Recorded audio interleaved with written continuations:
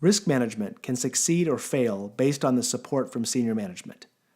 This does not mean that the CEO, managing director, or board of directors is the sole authority for support of a legal risk management initiative. Our risk management framework is scalable, which means we can adopt it at the appropriate level of the organization. For example, the legal group, the compliance office, finance department, or risk team might adopt this framework for legal risk as part of their existing work. The leadership mandate should address 8 topics. 1. An explicit endorsement of the risk management initiative. 2. Alignment of the company culture and risk policy. 3. Alignment of business strategy and risk policy. 4. Key performance indicators or KPIs for the framework. Framework's compliance with relevant laws. 6. Accountability for development and maintenance of the framework. 7. Resource constraints. And 8. The communication plan. We will discuss each in turn. Endorsement. Leadership for the group should explicitly support the adoption and use of a risk management plan. Each organization handles these decisions and communicates differently. Some are highly formal, others less so. Whatever the medium, the message should be clear to the team. Before creating the risk management plan and designing the framework for risk calculations, we need to consider company culture and the risk policy we expect to implement. Alignment is a popular word in the corporate world.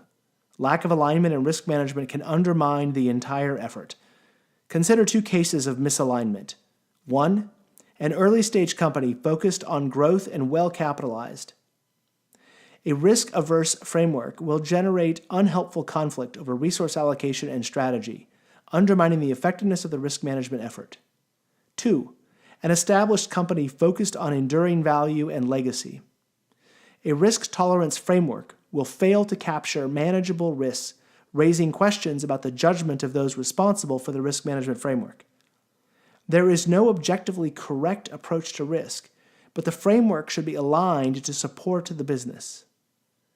Good alignment is when we have the right risk tolerance and ratings for the size and tenor of the company. It is up to us to ensure that the risk management framework we want to use fits the company culture. The team responsible for legal risk management frameworks should understand the organization's strategy and objectives. The organization's strategic objectives will shape the risk identification process because the risk team will look only for events that interfere with those strategic objectives. Key performance indicators, or KPIs, provide a quick gauge of the risk management's policy's effectiveness. It is easy for the legal team to get lost on the organization's KPIs. Focus instead on KPIs for the risk management framework. Consider answering these questions. 1 year after adoption, how would you know that the risk management framework was a success? After 3 years, how would you measure the financial benefit of the risk management framework? 5 years after adoption, what changes in organizational behavior would constitute a successful risk management framework? Here are some sample answers to generate ideas for you. In 1 year, we will have a single risk registry that lists every risk from each line of business operating in any territory. This is an information and reporting KPI.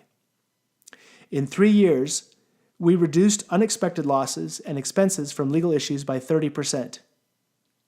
This is a measurable, expense-related KPI. After 5 years, we have embedded legal professionals in every line of business. Those professionals actively contribute to revenue growth and expense control. This is a human resources and operational KPI. These KPIs are more or less quantitative to help stimulate KPI ideas that are relevant to your context. Compliance with applicable regulations is important for senior leaders to consider when mandating the adoption of any risk management framework. Your organization might operate in an industry subject to a government agency that already requires a certain risk management plan and/or reporting. In that case, you should ask whether the regulatory framework addresses legal risk explicitly or implicitly. Understanding the requirements of the regulation will allow you to find opportunities to use this risk framework to fill in the gaps. The mandate to adopt a risk management framework for legal risks should also identify the people or groups who are accountable for the results. While it is tempting to say the entire legal department, this approach means that no one is accountable. It is possible to achieve similar team-wide accountability with more specific assignments, such as Jane is responsible for the maintenance of the legal risk registry. More about the risk registry later. Sam is responsible for development and maintenance of the risk assessment worksheet. Completion of the legal risk assessment worksheets will be a part of every legal professional's periodic review. Everyone is accountable for specific parts of implementing the risk management framework. Risk management and legal groups sometimes do not receive the budgets that they think are necessary to provide the very best service to the organization. The mandate from leadership should be explicit about the resources required.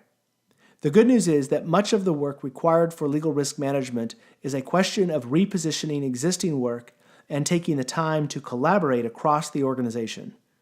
Certainly, there are expensive and elaborate risk management and control systems for license on the market. This training, however, assumes that there is little or no budget for such systems. Instead, we will focus on legal risk assessment using common office applications and inexpensive solutions. The most important resource question for management is the allocation of time to the risk management process. It will be slow at first, but it will become normal quickly. Senior leadership should communicate the risk management mandate clearly and fully. This means that it is not enough to provide glib statements like, "We value risk management." Communication from leadership should include the risk management plan and an endorsement of continuous improvement. That means tolerating some mistakes.